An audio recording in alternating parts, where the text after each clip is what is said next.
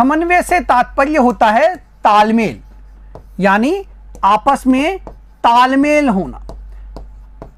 आप खेल खेलते हैं कई प्रकार के, उसमें जब तक आप टीम भावना के साथ मिलकर खेल नहीं खेलेंगे तब तक आप खेल में विजय प्राप्त नहीं कर पाएंगे। आप क्रिकेट खेलते हैं तो क्रिकेट में भी जब तक सारे खिलाड़ी समन्वित रूप से काम नहीं करेंगे, एक साथ मिलकर नहीं खेलेंगे, एक दूसरे से तालमेल बैठाकर नहीं खेलेंगे, तब तक जीत प्राप्त नहीं करेंगे। आप हॉकी खेलते हैं, फुटबॉल खेलते हैं या कोई सा भी गेम जिसमें कई खिलाड़ी एक साथ खेलते हैं, तब तक विजय प्राप्त नहीं कर सकते जब तक आपस में आपके तालमेल नहीं होगा। इसी प्रकार संगठन में अनेक प्रकार के कर्मचारी काम करते हैं, अनेकों लोग काम करते हैं, और इन लोगों में जब तक तालमेल नहीं होगा तब तक संगठन अपने उद्देश्यों को प्राप्त नहीं कर पाएगा। अनेक कर्मचारी हैं और सब अलग अलग दिशा में अलग अलग प्रकार के कार्य कर रहे हैं और अपने हिसाब से वो कार्य कर रहे हैं। उनको समन्वित करने वाला अगर कोई नहीं है तो संगठन अपने उद्देश्यों से भटक जाएगा, अपने लक्ष्यों से दूर हो जाएगा। इनके कार्यों में समन्वय लाना, समन्वय स्थापित करना बहुत जरूरी होता है। इसी प्रकार प्रबंध के जो अलग अलग विभाग होते हैं, चाहे वह उत्पादन विभाग हो, चाहे वह क्रय विभाग हो, चाहे वह वित्त विभाग हो या सेवा वर्गीय विभाग हो, इनमें भी जब तक समन्वय नहीं है तब तक संगठन अपने लक्ष्यों को प्राप्त नहीं कर पाएगा। इनके अंदर भी समन्वय होना बहुत जरूरी है। और इसके साथ ही साथ जो संगठन के प्रबंधक के स्तर हैं उसमें भी उच्च स्तर के प्रबंधकों, मध्य स्तर के प्रबंधकों और निम्न स्तर के प्रबंधकों में तालमेल होना बहुत आवश्यक है। इनके अंदर समन्वय होने पर ही संगठन अपने लक्ष्यों को प्राप्त कर पाएगा। यदि ये एक दूसरे से समन्वित नहीं है, एक दूसरे से इनका कोई तालमेल नहीं है, तो संगठन अपने लक्ष्यों से दूर होता चला जाएगा। तो समन्वय हर संगठन के लिए बहुत आवश्यक है, समन्वय बहुत जरूरी होता है, इसीलिए इसे प्रबंध का सार भी हम कहते हैं। आइए इसे देख लेते हैं। समन्वय प्रबंध का सार है। समन्वय का शाब्दिक अर्थ है तालमेल, अर्थात किसी व्यवस्था के विभिन्न लोगों की गतिविधियों में सामंजस्य स्थापित करना समन्वय कहलाता है। देखिए, किसी भी गतिविधि में अलग अलग कई सारे लोग काम करते हैं। खेल खेलते हैं आप तो उसमें भी कई खिलाड़ी खेलते हैं। यदि सब अलग अलग दिशा में अपने हिसाब से काम करेंगे, अपने हिसाब से खेलेंगे, तो टीम विजय प्राप्त नहीं कर पाएगी। टीम को विजय दिलाने के लिए सभी को एक ही तरीके से आगे बढ़ना होगा, एक ही सोच के साथ आगे बढ़ना होगा, समन्वित होकर आगे बढ़ना होगा, खेलना होगा, तभी टीम विजय प्राप्त करती है। उसी प्रकार संगठन में भी विभिन्न लोगों की गतिविधियों में जब तक सामंजस्य स्थापित नहीं किया जाएगा, उनमें समन्वय स्थापित नहीं किया जाएगा, तब तक संगठन आगे नहीं बढ़ पाएगा। एक व्यावसायिक उपक्रम के संदर्भ में समन्वय का अर्थ व्यवसाय की विभिन्न क्रियाओं, क्रय, विक्रय, उत्पादन, वित्त, सेवी वर्गीय आदि को संतुलित करना है, ताकि व्यवसाय के उद्देश्यों को आसानी से प्राप्त किया जा सके। जो विभिन्न विभाग होते हैं, विभिन्न क्रियाएं होती है एक संगठन में, उनके अंदर समन्वय स्थापित करके ही संगठन के लक्ष्यों को प्राप्त किया जा सकता है, संगठन के उद्देश्यों को आसानी से प्राप्त किया जा सकता है। आगे देखते हैं बच्चों। देखिए, यहां पर एक जो संगठन है उसमें प्लानिंग भी होती है, ऑर्गेनाइजिंग संगठन भी होता है, स्टाफिंग का कार्य भी होता है, डायरेक्टिंग निर्देशन का कार्य भी होता है और कंट्रोलिंग का कार्य भी होता है, नियंत्रण का कार्य भी वहां किया जाता है। ये प्रबंध के कार्यों में आते हैं। ये सभी कार्य प्रबंध करता है। जब तक इन कार्यों में समन्वय नहीं होगा तब तक संगठन अपने लक्ष्य प्राप्त नहीं कर पाएगा। प्रबंध के सभी स्तरों के बीच समन्वय होना एक व्यवसाय के लिए बहुत आवश्यक होता है, बहुत जरूरी होता है। यह सामूहिक लक्ष्यों को प्राप्त करने के लिए किए गए व्यक्तिगत प्रयत्नों में एकता लाता है। यही कारण है कि समन्वय प्रबंध का सार है। सामूहिक लक्ष्यों को प्राप्त करने के लिए व्यक्तिगत प्रयत्नों में एकता लाने का काम करता है। जो अलग अलग कर्मचारी हैं उनके कार्य व्यक्तिगत होते हैं, वो अपने अपने तरीके से काम करते हैं, लेकिन उनके प्रयासों में समन्वय स्थापित करके, तालमेल स्थापित करके सामूहिक लक्ष्य, जो संगठन के लक्ष्य हैं, जो व्यवसाय के लक्ष्य हैं, उनको प्राप्त किया जा सकता है। यह सभी कार्यों को एक दूसरे से बांधने का कार्य करता है, सभी लोगों के प्रयासों को एक साथ बांधने का काम करता है, जिससे संगठन के लक्ष्य पूरे होते हैं। संगठन की क्रियाओं के समन्वय की प्रक्रिया नियोजन से ही प्रारंभ हो जाती है। योजना बनाने से ही समन्वय प्रारंभ हो जाता है। जैसे ही संगठन के अंदर, व्यवसाय के अंदर प्लानिंग शुरू होती है, वहीं से समन्वय का कार्य प्रारंभ हो जाता है। यदि कोई संगठन अपने उद्देश्यों को प्रभावी ढंग से एवं कुशलता से प्राप्त करना चाहता है तो उसे समन्वय की आवश्यकता होती है। कोई भी संगठन यदि अपने उद्देश्यों को प्रभावपूर्ण से, साथ ही साथ कुशलता से प्राप्त करना चाहता है तो उसके लिए समन्वय बहुत आवश्यक है। सभी कार्यों के अंदर जब तक तालमेल नहीं होगा, समन्वय नहीं होगा, तब तक संगठन अपने लक्ष्यों को प्राप्त नहीं कर सकेगा।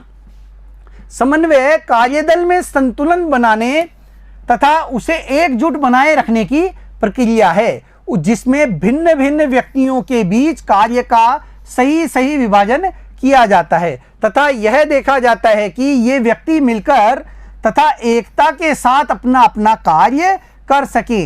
देखिए, यह परिभाषा दी थी EFL ब्रेंच ने, और इन्होंने क्या कहा?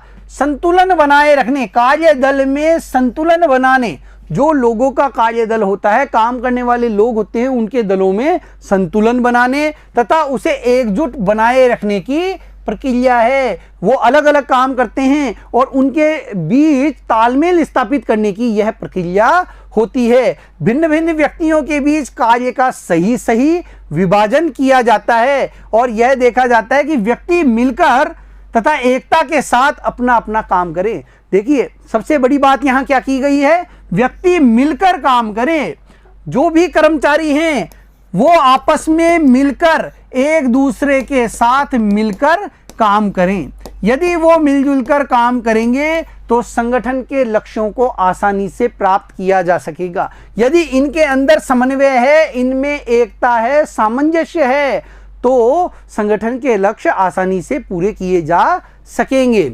अगली परिभाषा है, समन्वय एक प्रक्रिया है जिसके द्वारा एक अधिकारी अपने अधीनस्थों के सामूहिक प्रयासों को एक व्यवस्थित ताने बाने में बांधता है। देखिए, अधीनस्थों के सामूहिक प्रयासों को एक व्यवस्थित ताने बाने में बांधता है। जो अधीनस्थ होते हैं वो अपने अपने प्रयास करते हैं और उनके सभी के प्रयास संगठन के लिए होते हैं। उन प्रयासों को एक सूत्र में बांधना यह समन्वय के द्वारा ही संभव है। यह कार्य अधिकारी समन्वय के माध्यम से ही कर सकता है तथा समान उद्देश्य की प्राप्ति के लिए कार्यों में एकता लाता है। यह परिभाषा दी थी मैकफरलैंड ने। अगली परिभाषा देखते हैं बच्चों। समन्वय अधीनस्थ कर्मचारियों के कार्यों का इस प्रकार परस्पर मिलान करता है कि प्रत्येक कर्मचारी के कार्य की गति, प्रगति और श्रेणी दूसरे कर्मचारी के कार्य की गति, प्रगति और श्रेणी से मेल खाए तथा आपस में मिलकर संस्था के समान उद्देश्यों की प्राप्ति में सहायक हो। देखिए, यह परिभाषा भी क्या कहती है कि कर्मचारी संस्था के समान उद्देश्यों की प्राप्ति में सहायक हो। और ये कब होगा? जब कर्मचारियों के कार्य करने की गति, उनकी प्रगति और श्रेणी दूसरे कर्मचारियों के साथ मेल खाए। एक तो बहुत तेज गति से काम कर रहा है और एक बहुत धीरे काम कर रहा है, तो इससे संस्था के लक्ष्य पूरे नहीं किए जा सकेंगे। जब तक सभी कर्मचारियों की जो गति है, जो उनके काम करने की प्रगति है, वो एक साथ बराबर मेल नहीं खाएगी, तालमेल जब तक उनमें नहीं होगा, तब तक संस्था अपने उद्देश्यों को पूरा नहीं कर पाएगी। उत्पादन करने वाले तो बहुत अच्छा उत्पादन कर रहे हैं, सही समय पर उत्पादन कर रहे हैं, उनको कच्चे माल की आवश्यकता हुई तो क्रय विभाग के कर्मचारी सही समय पर उनकी आवश्यकता की पूर्ति नहीं कर रहे, उनके द्वारा उत्पादित माल का सही समय पर विक्रय नहीं हो रहा। तो जब तक इनके कामों में तालमेल नहीं होगा तब तक संगठन अपने लक्ष्यों को पूरा नहीं कर पाएगा। यह परिभाषा दी थी थियो हेमैन ने। अगले देखते हैं समन्वय की प्रकृति या विशेषताएं। देखिए समन्वय की प्रकृति क्या है, विशेषताएं क्या है, इस पर चर्चा करते हैं बच्चों। समन्वय सामूहिक प्रयासों को एकत्रित रखता है। देखिए समन्वय विभिन्न क्रियाओं को एक साथ लेकर चलने में सहायता करता है। जो संगठन में अलग अलग विभाग अलग अलग क्रियाएं करते हैं उनको एक साथ लेकर चलने का कार्य यह करता है, ताकि निर्धारित लक्ष्यों को प्राप्त किया जा सके। ताकि निर्धारित लक्ष्य जो हैं, संगठन के जो लक्ष्य निर्धारित किए गए हैं उनको आसानी से प्राप्त किया जा सके। यह समूह के कार्यों को एक केंद्र बिंदु प्रदान करता है। ये और जो समूह के कार्य हैं उनको एक केंद्र बिंदु प्रदान करने का यह कार्य करता है, ताकि वो निर्धारित योजना के अनुसार आगे चल सके। तो इसके लिए यह बहुत आवश्यक हो जाता है। यह समन्वय की विशेषता है कि यह सामूहिक प्रयासों को एकत्रित करता है, अलग अलग विभागों के कार्यों को एकत्रित करते हुए संगठन के उद्देश्यों को पूरा करने का काम करता है। समन्वय कार्यवाही में एकता लाता है। समन्वय का उद्देश्य समान उद्देश्यों को प्राप्त करने के लिए कार्यवाही में एकता लाना है। देखिए विभिन्न विभाग जो होते हैं संगठन के वो अलग अलग काम करते हैं, लेकिन उन सभी का एक ही उद्देश्य होता है कि संगठन के लक्ष्यों को किस प्रकार पूरा किया जाए। इसके लिए वो प्रयासरत रहते हैं। तो समन्वय के माध्यम से उनकी जो विभागों की कार्यवाही है उसमें एकता लाई जाती है। यह व्यक्तियों के प्रयासों में एकता लाकर विभिन्न विभागों को जोड़ने का कार्य करता है। यह अलग अलग व्यक्तियों के द्वारा किए जाने वाले कार्यों में एकता लाने का कार्य करता है और विभागों को जोड़ने का काम करता है। यदि विभाग एक दूसरे से जुड़े हुए हैं, एक दूसरे के साथ मिलकर काम कर रहे हैं, तो संगठन के लक्ष्य आसानी से पूरे किए जा सकते हैं। समन्वय निरंतर चलने वाली प्रक्रिया है। देखिए जो समन्वय है यह नियोजन से लेकर नियंत्रण तक हर कार्य में चलती रहती है और निरंतर चलने वाली यह प्रक्रिया होती है। समन्वय एक निरंतर चलने वाली प्रक्रिया है। नियोजन से लेकर नियंत्रण तक की सभी क्रियाओं में समन्वय आवश्यक है। आपने योजना बनाई, योजना किसके द्वारा कार्य किया जाएगा, कैसे काम किया जाएगा, यह आपने तय कर लिया। आपने कामों का बंटवारा भी कर लिया, लेकिन जो कामों का बंटवारा किया गया है वो सही तरीके से आपने नहीं किया तो आपके उद्देश्य पूरे नहीं हो पाएंगे। कामों का बंटवारा भी आपने सही तरीके से कर लिया, लेकिन उन कामों को करने के लिए जो व्यक्ति नियुक्त किए जाने थे वो सही तरीके से नियुक्त नहीं हुए। योग्यता वाले व्यक्ति की नियुक्ति न करते हुए आपने अन्य व्यक्ति को नियुक्त कर दिया, तो भी आपका काम प्रभावित होगा। आपके इन कार्यों में समन्वय नहीं है। इसी प्रकार सही तरीके से निर्देशन प्रदान नहीं किया गया, कार्यों पर सही प्रकार से नियंत्रण नहीं रखा गया, तो भी संगठन के उद्देश्य लक्ष्य पूरे नहीं किए जा सकेंगे। इसलिए इन कार्यों में भी समन्वय होना बहुत आवश्यक है और समन्वय इन कार्यों में निरंतर चलता रहता है। इनमें तालमेल के द्वारा ही संगठन के लक्ष्यों को प्राप्त किया जा सकता है। तो समन्वय निरंतर चलने वाली प्रक्रिया है। समन्वय सर्वव्यापी कार्य है। देखिए समन्वय हर जगह होता है। आप खेल खेलने जाते हैं तो वहाँ भी समन्वय बहुत ज़रूरी है। यदि आपको अपनी टीम को विजय दिलानी है, सभी खिलाड़ी जब मिलजुल कर काम करेंगे, मिलजुल कर खेलेंगे तो विजय प्राप्त होती है। यदि वो अलग अलग अपने हिसाब से खेलेंगे तो उन्हें विजय प्राप्त नहीं होगी। इसी प्रकार संगठन में जो विभिन्न विभाग होते हैं उनकी क्रियाएं जो होती हैं उनमें भी समन्वय होना आवश्यक है। जो विभिन्न विभाग हैं जब तक वो तालमेल बैठाकर काम नहीं करेंगे तब तक संगठन के उद्देश्यों को प्राप्त नहीं कर पाएंगे। विभिन्न विभागों की क्रियाएं प्रकृति से एक दूसरे पर निर्भर करती है और जो विभिन्न विभागों के काम हैं वो एक दूसरे पर निर्भर करते हैं। क्रय विभाग कच्चे माल की खरीदारी करेगा तो उससे ही उत्पादन विभाग उत्पादन का काम करेगा। जब उत्पादन विभाग काम करेगा तो ही विक्रय का कार्य किया जाएगा, विपणन का कार्य किया जाएगा, विज्ञापन का कार्य किया जाएगा। तो इस प्रकार इनके कार्य एक दूसरे पर निर्भर हैं। वित्त विभाग जब तक क्रय विभाग को वित्त नहीं देगा तब तक वह कच्चे माल का खरीदार नहीं कर पाएगा और जब तक विक्रय करने वाला विभाग विक्रय नहीं करेगा तो पैसा वित्त विभाग के पास नहीं आ पाएगा। यानी इन सबके जो काम हैं वो एक दूसरे से जुड़े होते हैं, एक दूसरे पर निर्भर होते हैं। एक दूसरे की मदद के बिना ये अपना काम नहीं कर सकते। जबकि समन्वय की आवश्यकता प्रबंध के सभी स्तरों पर होती है और इसी प्रकार समन्वय की आवश्यकता प्रबंध के सभी स्तरों पर भी होती है, चाहे उच्च स्तरीय प्रबंध हो, चाहे मध्य स्तरीय प्रबंध हो, निम्न स्तरीय प्रबंध हो। इन सभी के बीच में समन्वय होना बहुत आवश्यक है संगठन के हित के लिए। सभी क्रियाओं में हमेशा एकता और संतुलन बनाए रखने के लिए समन्वय आवश्यक है। सभी क्रियाओं में हमेशा एकता और संतुलन बनाने के लिए समन्वय जरूरी होता है। यदि इनके अंदर तालमेल है तो संगठन अपने लक्ष्य प्राप्त कर सकेगा। समन्वय सभी प्रबंधकों का उत्तरदायित्व है। देखिए, समन्वय कार्य जो है वह उच्च प्रबंध, मध्य स्तरीय प्रबंधकों और निम्न स्तरीय प्रबंधकों सभी के लिए जरूरी होता है। यदि इनमें आपस में समन्वय है, तालमेल अच्छा है इनके बीच में, तो संगठन की योजनाओं को आसानी से पूरा किया जा सकता है।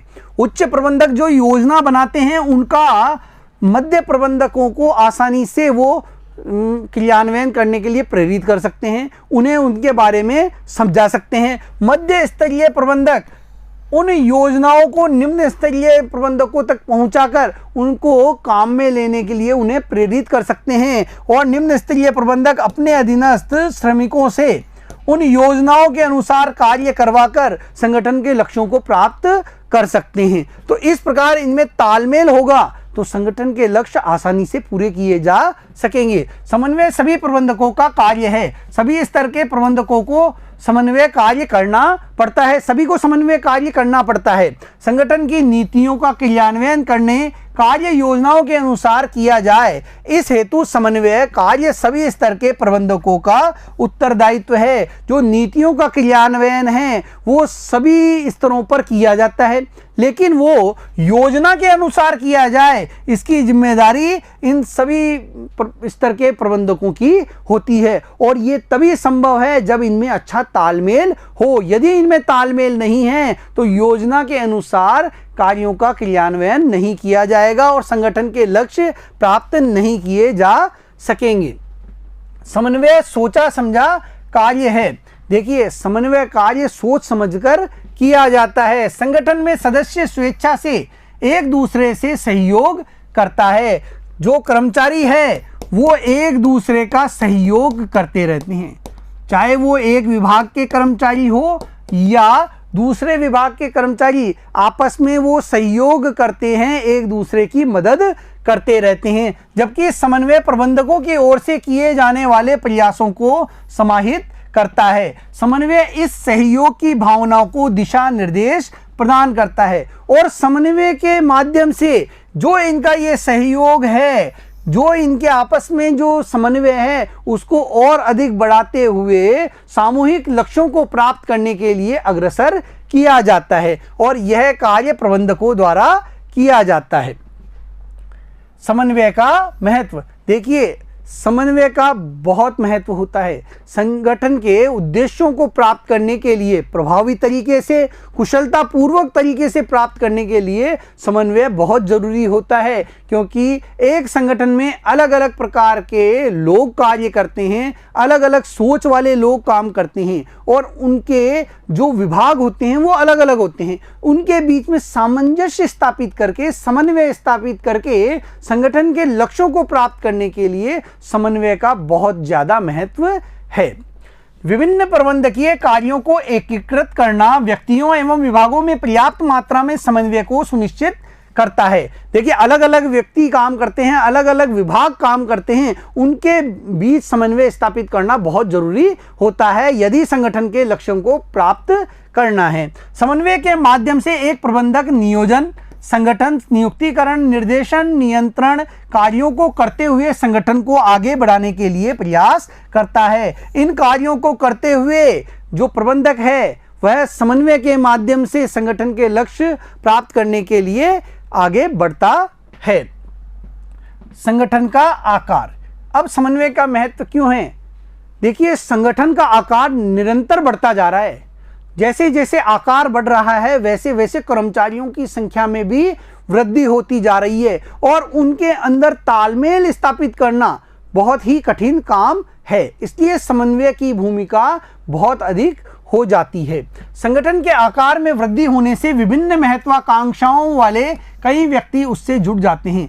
जो भी व्यक्ति संगठन से जुड़ते हैं उनकी अलग अलग महत्वाकांक्षाएं होती है।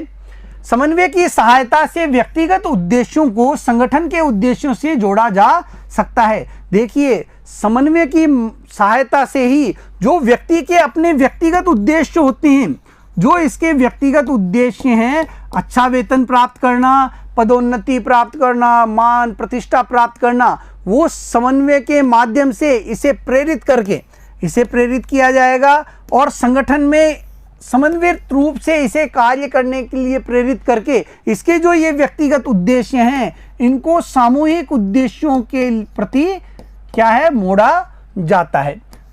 उसे यह प्रेरित किया जाता है कि जब सामूहिक लक्ष्य पूरे होंगे, जब संस्था को लाभ प्राप्त होगा तो आपके वेतन में वृद्धि भी होगी, आपको पदोन्नति भी दी जाएगी, आपको आगे बढ़ने का अवसर भी दिया जाएगा। तो जो इसके व्यक्तिगत हित हैं वो सामूहिक हितों से जोड़ दिए जाते हैं और यह समन्वय के माध्यम से ही होता है, समन्वय के द्वारा ही किया जा सकता है। यह संगठन की कार्य कुशलता के लिए नितांत आवश्यक है और यह संगठन की कार्य कुशलता के लिए बहुत जरूरी होता है कि लोग अपने व्यक्तिगत हितों को संस्था के सामूहिक हितों के साथ जोड़ें।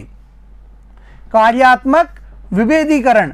देखिए, जो बड़े संगठन होते हैं उनमें बड़ी संख्या में कर्मचारी काम करते हैं, अलग अलग विभागों में काम करते हैं और वो अपने विभागों के हितों के लिए काम करते हैं। तो उनके जो कार्य हैं अलग अलग विभागों में जो वो काम करते हैं उनको संगठन के लिए जोड़ना बहुत जरूरी होता है और यह समन्वय के द्वारा ही हो पाता है। संगठन के कार्यों को विभिन्न विभागों प्रभागों में बांटा जाता है, अलग अलग विभागों में बांटा जाता है। क्रय विभाग में, उत्पादन विभाग में, विक्रय विभाग में, विपणन विभाग में, इसी प्रकार वित्त विभाग में, सेवा वर्गीय विभाग में इन कार्यों को बांटा जाता है। संस्था के विभिन्न विभाग अपने अपने हितों को साधने को अधिक महत्व दे सकते हैं और ये विभाग अपने अपने कार्यों को पूरा करने में जोर देते हैं, उनको पूरा करने के लिए निरंतर प्रयासरत रहते हैं, जिससे मतभेद उत्पन्न हो जाते हैं। इनके बीच में आपस में मतभेद हो जाते हैं, इनके काम एक दूसरे पर निर्भर हैं, लेकिन ये अपने हित साधने के लिए अपने हितों को ही आगे बढ़ाते हैं, अपने विभाग के कार्य ही पहले पूरा करना चाहते हैं, अपने विभाग के लक्ष्यों को ही पूरा करने के लिए निरंतर प्रयासरत रहते हैं, जिससे इनमें मतभेद होते हैं। ऐसे में समन्वय द्वारा ही संस्था के हितों को प्राप्त किया जा सकता है और ऐसी स्थिति में जब इनमें आपस में मतभेद होते हैं तो संस्था आगे नहीं बढ़ सकती। ऐसी स्थिति में समन्वय के द्वारा ही इनके मतभेद दूर करके संस्था को आगे बढ़ाया जा सकता है, संस्था के उद्देश्यों को पूरा किया जा सकता है। विशिष्टीकरण। विशिष्टीकरण का जन्म आधुनिक तकनीकी की जटिलताओं तथा कार्यों एवं इन्हें करने वालों की विविधता के कारण होता है। देखिए, आधुनिक समय में जो तकनीकें आ रही है उसके कारण विशेषज्ञों की नियुक्ति करनी पड़ती है, विशेषज्ञों की भर्ती करनी पड़ती है, इन्हें करने वालों में विविधता होती है। कंप्यूटर का काम करने के लिए कंप्यूटर की जानकारी रखने वाले को ही रखना पड़ेगा, मशीन ऑपरेट करने के लिए जो मशीन चलाना जानता है उसे ही रखना पड़ता है। विशिष्टीकरण से श्रेष्ठता की भावना को जन्म मिलता है, जन्म देता है और जो ये विशिष्टीकरण है यह श्रेष्ठता की भावना को जन्म देता है कि हमसे श्रेष्ठ कोई भी नहीं है, हम इस कार्य में विशेषज्ञ हैं। इसलिए यह संभव है कि विशेषज्ञों द्वारा केवल अपने विभाग की क्रियाओं पर अधिक बल दिया जाए और इससे यह संभव होता है कि विशेषज्ञों द्वारा केवल अपने विभाग के कार्यों पर ही ज़्यादा बल दिया जाए। वो अपने आप को श्रेष्ठ समझते हुए अपने विभाग के कार्यों पर ही ज़्यादा जोर देते हैं। समन्वय संगठन के लिए सभी विशिष्ट क्रियाओं को समन्वित प्रयास में बांधता है और समन्वय द्वारा इन जो विशेषज्ञों के काम हैं, अलग अलग विशेषज्ञों के जो कार्य होते हैं अपने विभागों में, इनको जोड़कर, इनको समन्वित करके संगठन के लक्ष्यों को पूरा करने के लिए आगे बढ़ाया जाता है।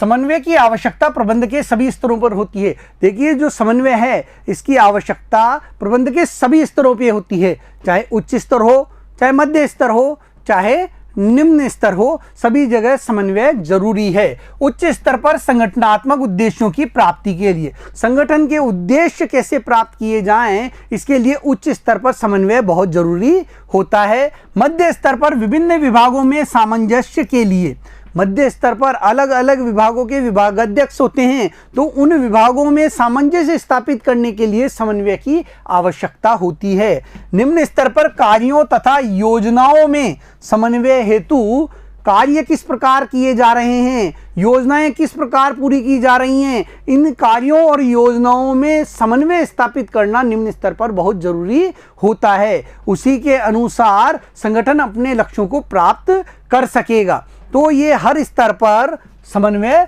बहुत जरूरी होता है। बच्चों, आज हमने समन्वय के बारे में जाना। समन्वय हर जगह व्याप्त है, हर जगह बहुत जरूरी होता है। बिना समन्वय के कोई भी कार्य आसानी से नहीं किया जा सकता। जहां तालमेल है, जहां सामंजस्य है, वहां पर कार्य आसानी से पूरे हो जाते हैं। अगले वीडियो में फिर मिलेंगे। धन्यवाद।